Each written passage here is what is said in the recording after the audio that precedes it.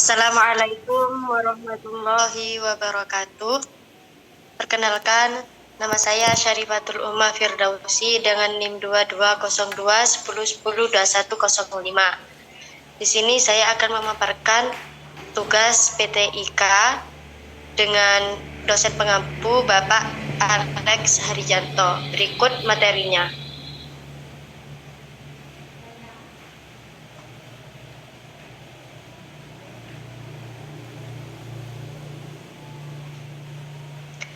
Adapun materinya yaitu implementasi Google Classroom dalam pembelajaran fisika di SMA atau MA.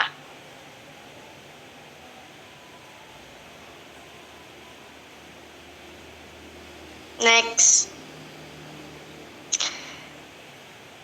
Nama saya Syarifatul Ummah Firdausi, NIM akhir 2105 dari Pendidikan Fisika kelas A, FKIP Universitas Jember.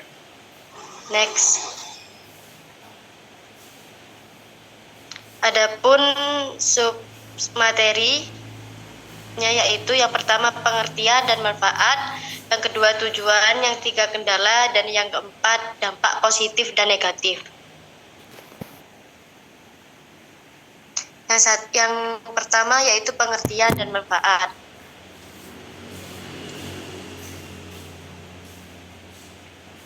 Pengertian implementasi Google Classroom.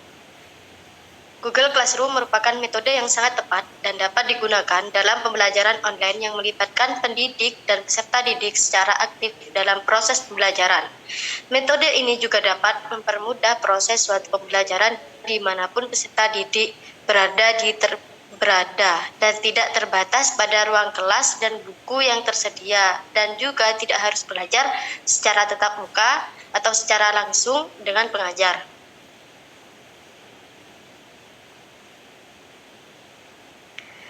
Yang kedua yaitu manfaat Google Classroom. Manfaatnya yaitu media ini menggunakan jaringan internet dengan menggunakan komputer atau telepon seluler, sehingga metode ini memiliki manfaat yang dapat mengaktifkan peserta didik pada proses pembelajaran disebabkan media ini dapat menampilkan teks, gambar, dan video pada saat proses pembelajaran berlangsung.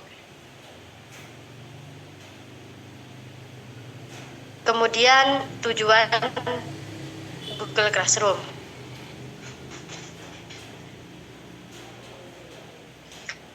Adapun tujuannya di sini menggunakan teknologi Google Classroom ini adalah untuk mengetahui keaktifan dan kedisiplinan peserta didik selama proses pembelajaran dengan cara memanfaatkan aplikasi Google Classroom dengan menambahkan materi nilai tugas secara online tanpa kertas seperti membuat video, survei Google Formulir, tugas yang dikirim lewat Google Drive, dan tugas yang dikirim melalui LMS.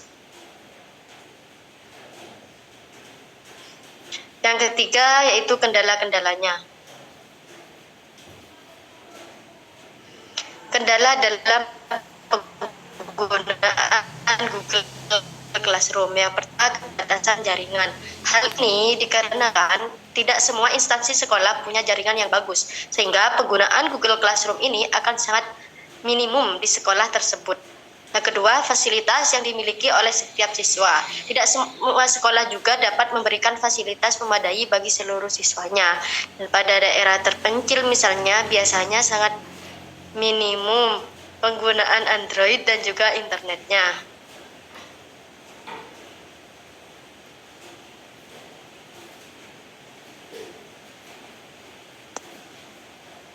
Next.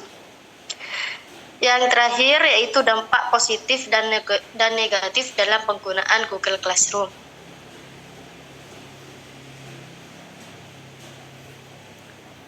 Yang pertama, saya akan memaparkan dampak positifnya.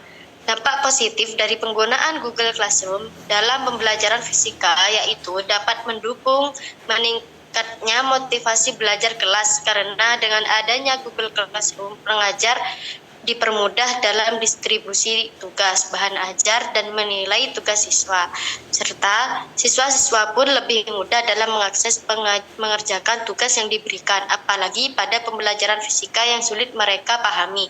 Jadi lebih mudah karena bisa search di berbagai situs website.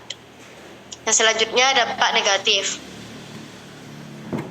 Dampak negatif dari penggunaan Google Classroom dalam pembelajaran fisika, yaitu penggunaan Google Classroom sudah diakses mengakibatkan siswa kesulitan dapat memahami pelajaran, sehingga terjadi penurunan tingkat belajar siswa yang mempengaruhi faktor internal maupun faktor eksternal pada siswa. Apalagi fisika merupakan ilmu yang sudah dijudge sebagai ilmu yang sulit di mindset para siswa, sehingga mereka pun akan lebih malas lagi dalam mempelajarinya. Sekian materi yang dapat saya paparkan. Saya mohon maaf apabila terdapat banyak salah kata, dan saya mengucapkan terima kasih bagi teman-teman yang sudah menyimak. Assalamualaikum warahmatullahi wabarakatuh.